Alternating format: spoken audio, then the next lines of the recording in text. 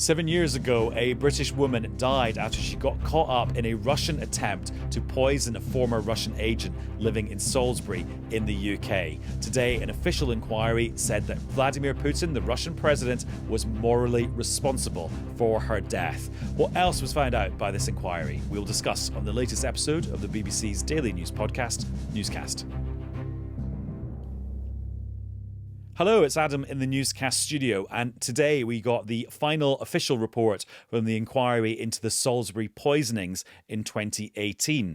We can talk about it now with two people who've been following this story from the first few seconds that it actually happened. Here in the studio is my BBC colleague, Tom Symonds. Hi, Tom. Good afternoon. And you covered this story from literally the very beginning, didn't you? Yeah, we were the first team there. Absolutely, which was quite a day. Yeah, I'll get you to tell us about that later on. But also we're joined by Marie Lennon, who is host of the Crime Next Door, the Salisbury Poisonings podcast. Hello, Marie.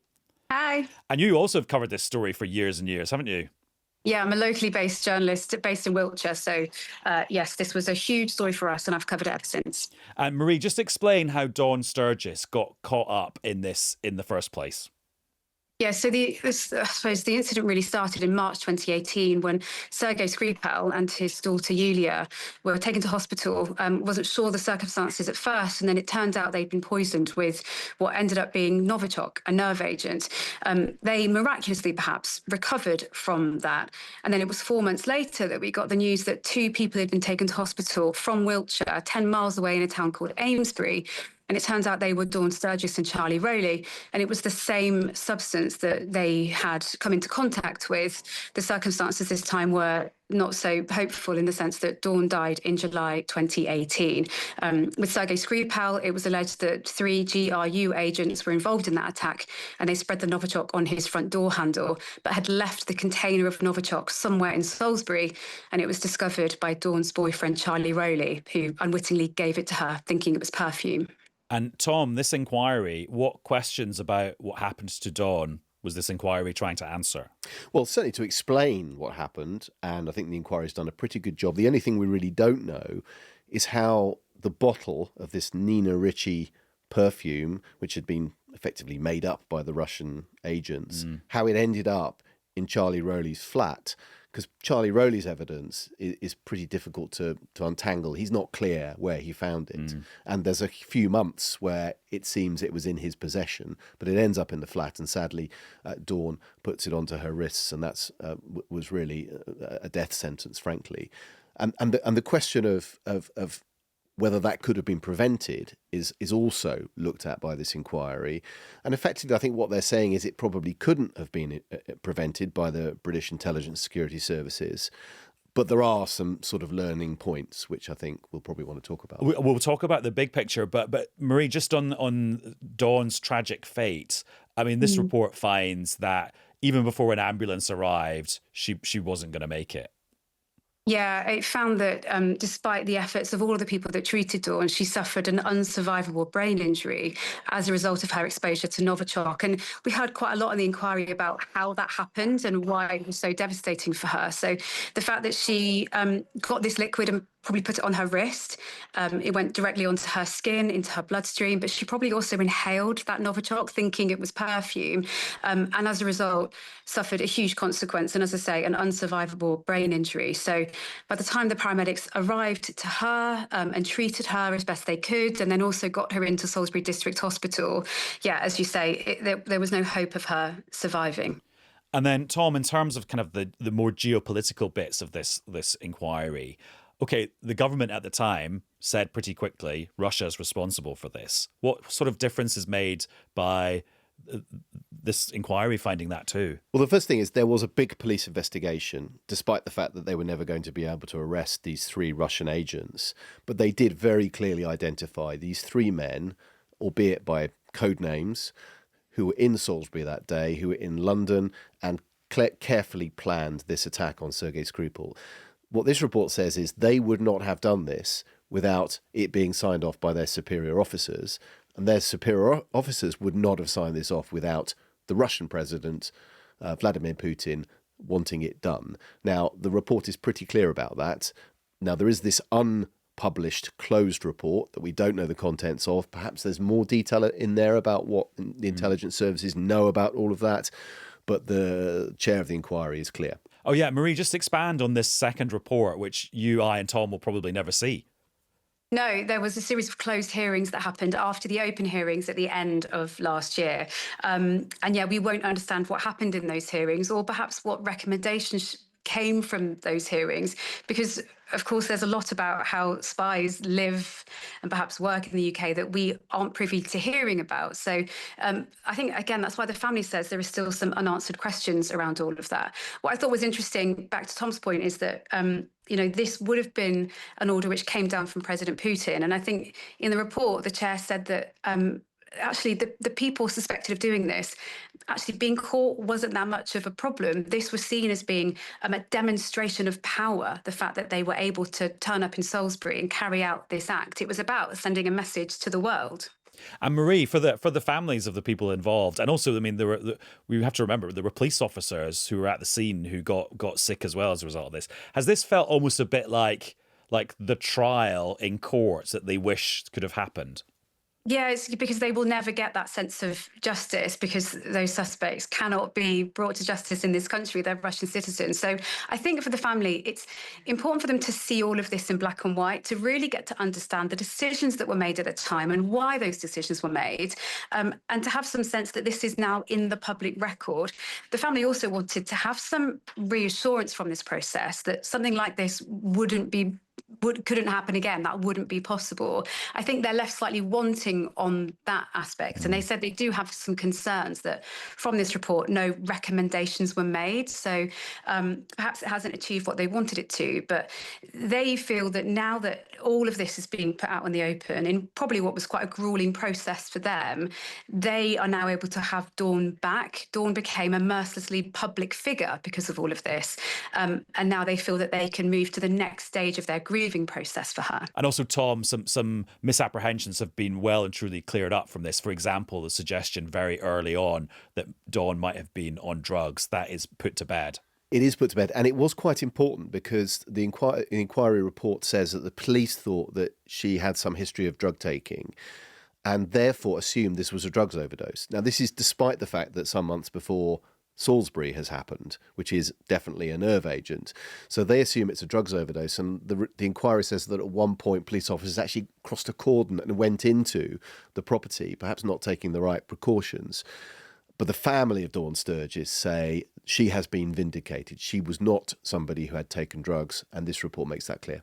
And Marie, when you read the report, it's incredibly detailed, down to the minute details of things like which one of these three Russian agents was carrying a rucksack at a particular time, or whether Sergei Skripal went to go and feed the ducks on his way into town. And you even have like date stamps, courtesy of the CCTV, about when he was driving where, at what point. It's incredibly detailed. Yeah, and for several reasons, really, because, of course, they needed to trace the movements of the suspects to get a sense of where they went, because I guess also to find out if and when they could track where they discarded this bottle. So every movement was shown as much as they could in the inquiry. We even saw them at one point looking in a shop window on a high street in Salisbury. But also they needed to track the movements of Sergei Skripal, because they knew, I mean, later, a few days into the investigation, that this was a man who had Novichok on his fingertips. So every possible point that he'd moved through the city could be an area of contamination that needed to be closed down or tested. We know that people were tested as a result of coming into contact with him on his movements through the city. We even heard in excruciating detail which parking meter he used when he parked up at the Maltings, because could there be traces of Novichok on the parking meter? So all of this was down to huge detail, not only because of the complex nature of the investigation, and counter-terror police say this remains one of the most complex investigations they've ever been involved with, but because of the huge potential public health risk of this man and his daughter walking through what is a very normal city centre. And Tom, I wonder if people who weren't there or aren't from Salisbury won't realise the scale of the operation that was put in place in the days afterwards to protect the public. Yeah, absolutely. And also how scary it was. Absolutely huge. I mean, I was there when it was all happening. It was very cold and people just took it in their stride. We're all British and we're all, there's a nerve agent. There's a nerve agent somewhere in the city, but that's all fine. Let's get the shopping. But there was this decision taken, which the inquiry looks at quite carefully, not to put out a general warning about picking up strange objects from wherever, which you might have thought would have been a good idea, because there is a potential for the Novichok to be out there somewhere in the wild. And the inquiry says, actually, nobody knew where these men were. Nobody really knew who they were. And you would have effectively been saying to the whole country, don't touch anything. Don't touch anything, Yeah. which is a panic measure, really. So the inquiry says that was not needed. So I think there'll be some relief in the sort of public health, Wiltshire, Salisbury's public health teams, that they're not found wanting there. Actually, Tom, it is weird to think that in a parallel universe where a government took a totally different approach, could we have had like a nationwide lockdown because of the fear of nerve agents being because it's so deadly and it's so unknown where they were? I mean, that is total thought experiment here. We're back to talking about lockdowns, but it was a few days before. I remember we didn't know what it was, and I remember calling Wiltshire Police right at the beginning and being told it was two people who'd suffered a drugs overdose, and it was only, I think, 3 or 4 days before the government confirmed it was a nerve agent. So this was developing quite fast, but even so, it took a few days to work out even what had happened. And also, Tom, you went to Sergei Skripal's house very early on as part of your kind of journalistic work, didn't you? Yeah, so I was Home Affairs correspondent. We heard that something had happened. There was a lockdown at the hospital. And so I have to say there was some other phone calls that we received. I can't talk about where they came from, but we were left under no illusions that something quite big had happened. Somebody told us the name. And we went to, me and myself and my colleague Dana De Simone went to the house. And I remember saying, if there's a police car in the house, in the front drive, then something's happened here. And sure enough, there was a police car, but there was no cordon at all. And so we were able to walk right up to the front of the house. I could have gone and opened the door. It's one of those doors that leads to a door. And Novichok would have been on my hands. So it was, luckily, I've done quite a lot of training in the BBC and chemical weapons incidents, that sort of thing. The rule is don't touch anything. And that training kicked in. I didn't touch anything. And, luckily, it was a disaster averted. Stay up to date on your training courses. Well, it's what the BBC bosses email us every week anyway. And Marie, for you as a journalist who this was your patch, I mean, what was it like with, well, the entire world in terms of its politics and its media descending on your town? Yeah, it was a absolutely bizarre and surreal time. And what was strange was that morning where this all started to unravel on the Monday morning, I happened to be at Wiltshire Police Headquarters doing a live outside broadcast because it was the acting chief constable's first day on the job that day. Right. And then by 11:30, we were kicked out of the building because this major incident was unfolding. We had no idea it would end up being what it ended up being. But you're right about the kind of British attitude, because while in Salisbury, it was very surreal, and you had, members of the military on the streets. You had huge areas that were cordoned off. There was also a sense of people would just wanted to get on, like you say, like, why can't I park there anymore? That's really irritating. I think there was a lot of frustration at just how much scrutiny was placed on Salisbury. And then when the city recovered, that felt like they could put all of this behind them. But the second incident, it just felt different, because this was someone who was nothing to do with Russia. She was a local woman. She had family in the area. It just felt different. And I think it's those scars that are still there in the city in some ways. The people want to move on and want to never have to talk about this stuff again. But you've got to remember, it was local people that responded. It was local ambulance drivers. It was local medics. It was local police officers. And they still feel this is something they're dealing with. They're still coming to terms with what they went through in 2018. And also it makes you realise that distance compresses time. And so there was 4 months between the Skripals falling ill and then Dawn dying. That's quite a long time at the time. Yeah, and it felt like in that time, Salisbury really prized itself out of that situation and worked really hard to recover.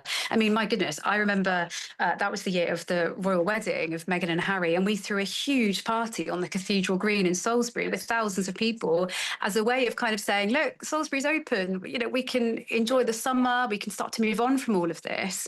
And then it was just a few weeks later that everyone was propelled back into that extraordinary situation. And Tom, I can remember the political reaction at the time because I was in Brussels, and I remember the day that one European country after another announced how many Russian diplomats they would be expelling, aka Russian spies, from their territory. And that was all coordinated by Theresa May, the Prime Minister at the time, and Mark Sedwill, the National Security Advisor.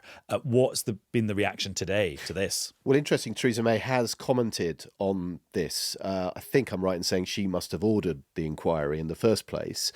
And she has said that at the time she was sure this was Russia trying to do something to raise the stakes, to make clear what Russia was prepared to do in a foreign country to people who crossed the line and went against their former countries. Again, Sergei Skripal, Mark Urban, the former BBC correspondent, has met him and interviewed him before all this happened. And it's pretty clear that Sergei Skripal was talking to British intelligence about Russian intelligence. And so this was the Russians saying, you can't do that, we'll come and find you, and we'll do it in a way that is really quite terrifying. And that is exactly what happened. I think Theresa May feels that this inquiry has vindicated her decision to make clear that was what was happening. I mean, she got plaudits for her handling of this at the time when she wasn't getting plaudits for much else. It was a difficult time for the government at the time, but they came out pretty clearly and said, this is Russia. And of course, nobody knows what evidence is behind that, other than the work of the Metropolitan Police identifying these three men who carried out the attack. And also Bellingcat, remember the open source organisation that did a big investigation into who the men were, because we've got these fake names for them. The guys who went on television and started talking about the size of the cathedral in Cathedral Spire. Because they claimed they'd gone sightseeing, and that's why they were there. Well, Bellingcat actually found their real names by using databases of passports in Russia, which was a decent bit of journalism. And so this has taken a lot to get to the bottom of. And also the government of the day now has introduced some new sanctions on Russia and some of the people involved in this. And Yvette Cooper, the Foreign Secretary, has been talking about that, and we can hear a bit of that now.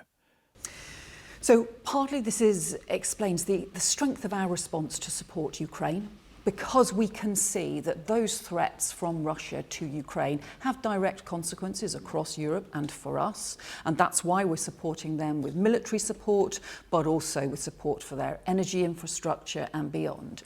It's why we've also shaped our intelligence and security resources focus on Russia in different ways, and also to strengthen this use of sanctions, the use of other kinds of economic measures as well to target Russia, and to expose what they're doing, because given a lot of what they're trying to do is to hide in the shadows, the very fact of exposing them, the fact of continual coordinated exposure of them, is also hugely important in preventing them from getting away with what they want to do.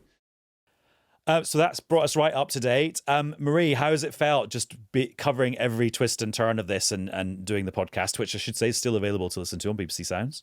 Thank you very much for the plug. I think it's been a fascinating process, because it's not often that you get to hear in detail, like I say, the decisions that are made by those people who have such power and influence, and to see that in black and white and to go through every moment of it and to make sense of something that so many people lived through. It's been fascinating. I think I just really feel that, in all of the talk about international diplomacy and Russian espionage, for us, Dawn has always been at the heart of this. She was a local woman, and a mum of three, and a much loved part of her family. So I think in some ways I feel it's been interesting, but it's also been kind of comforting to get to the end of this process, and that her family now have all the answers they're going to have.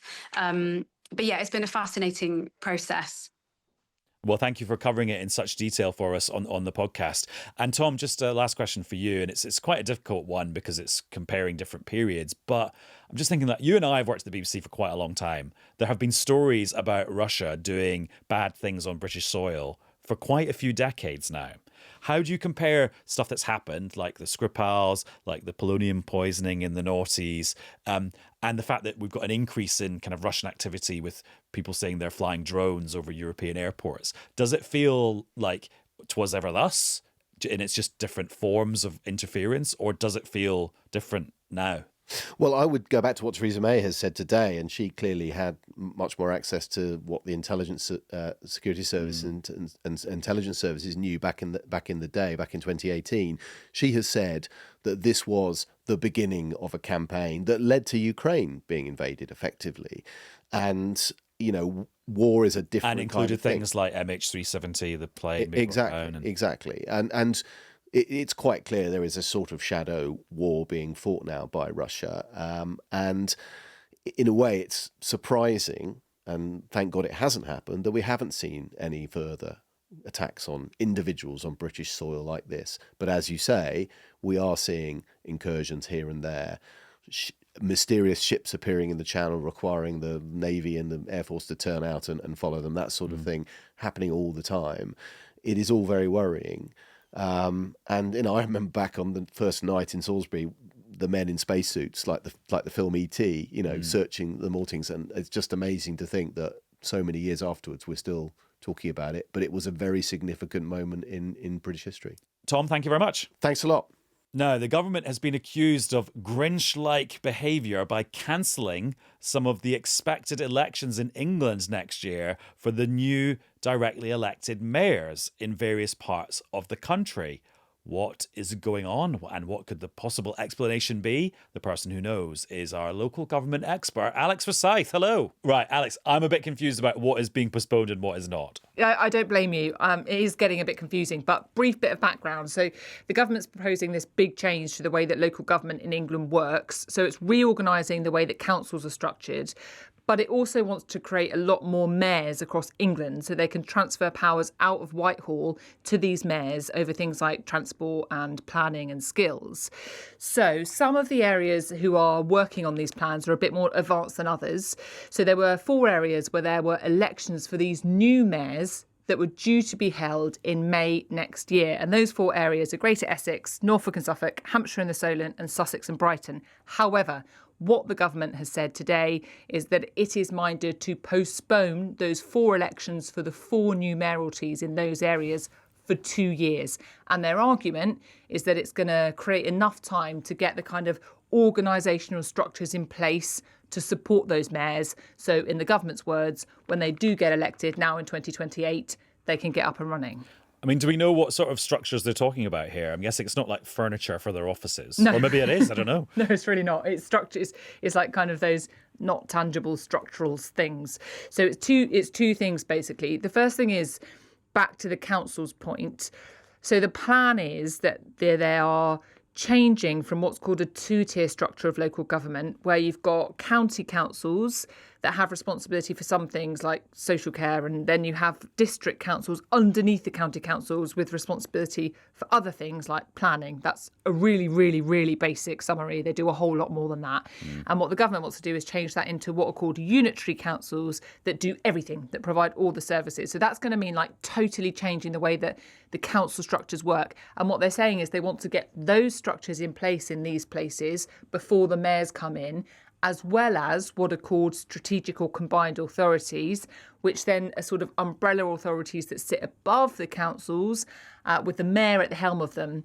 They want those to be in place as well. So that when we talk about structures, it's all that weird kind of like basically how all the different levels of local government fit together and work. The government's argument is they should be in place in these areas before the mayors get elected. But there were some aspects of this where people had roared ahead and were totally ready. For example, the candidates who wanted to be these mayors. Yeah, I mean, there has been a lot of anger, I think it's fair to say, about this decision by the government to postpone these elections. Because if you speak to people who have been working on them, absolutely, parties have selected candidates. There have been plans that are being put in place to get ready for these elections that were due to take place in May next year.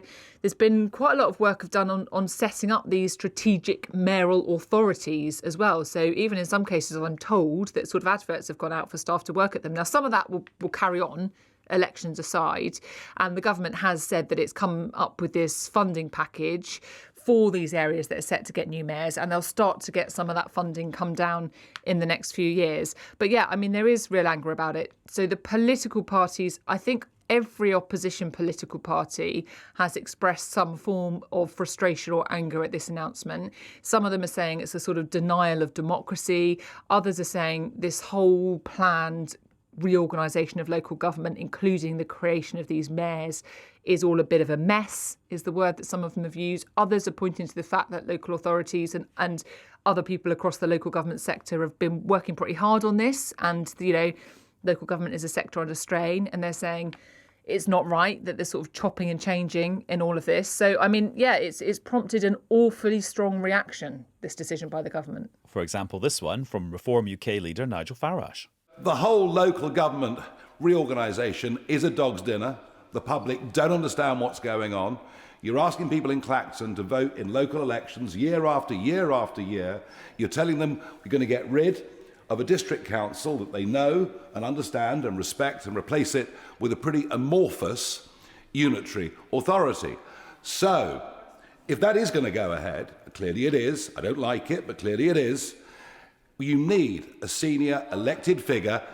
Order. And we need a mayor. Order. And what about this theory that you can see on a bit of social media that actually this was a government looking defeat down the barrel and Reform winning some of these mayoralties, and actually that's something that Keir Starmer might prefer not to have? Yeah, well, that's what Reform has said, but it's not just Reform. Also, the Green Party have said that the government's running scared of the Green Party because of their current position in the polls and the fact the Green Party have been ticking up in the polls. Now, Downing Street has firmly denied, as you probably expect them to, but they have very firmly denied that there's any kind of political motivation for this decision. And they say it is about taking the time to get what is quite a complicated change to the way that local government works in place properly before these mayors are before these mayoral contests happen.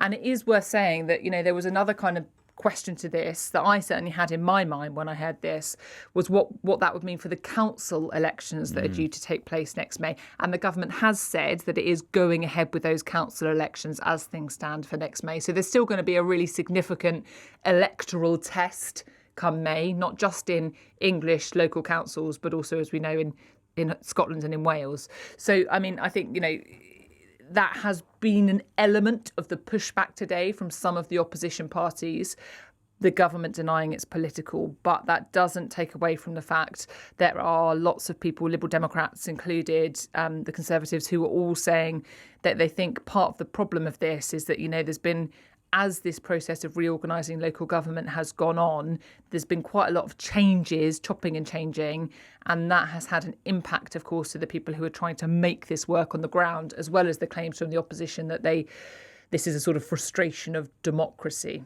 And for when elections do happen, there are campaigns, and campaigns need funds for political parties to run them. And we've got the latest figures from the Electoral Commission for how much the parties have raised. And the eye-catching thing amongst them all is that Reform UK received a £9 million donation from somebody. Yeah, the biggest donation from a single living donor in history, I think it's right to say. And this was actually a donor who used to be a Conservative Party donor, but has now made this donation to Reform UK, a really significant donation, £9 million. And of course, going to be a big boost to Reform UK ahead of the elections that are still taking place next May. And yeah, Alex, if you look at the kind of league table for which parties have raised the most, in that quarter that we're talking about, which is July to September last year, Reform got 10.2 million, which is quite a lot more than the Conservatives, who got 4.6 million, which is double what Labour got of 2.1 million, and which is double what the Lib Dems got of about 1 million.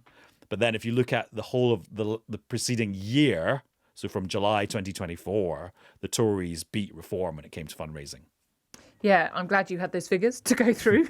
But yeah, look, the donations are obviously important, not just because they fund parties and, the level of resource that they can put into things like campaigning. But I think the other reason there's often interest in them from like journalists and people that look at this kind of stuff is not just because they clearly show who is donating to any political party at any given time, but they're sometimes read as a kind of, measure of whether a party's on the up or not. In the context of the wider polling as well, which is always pretty important. Yeah, does money follow success, or does success follow money? Exactly. It's like the chicken and egg in a cash form. A big golden egg in this case. Alex, thank you very much. Pleasure as ever.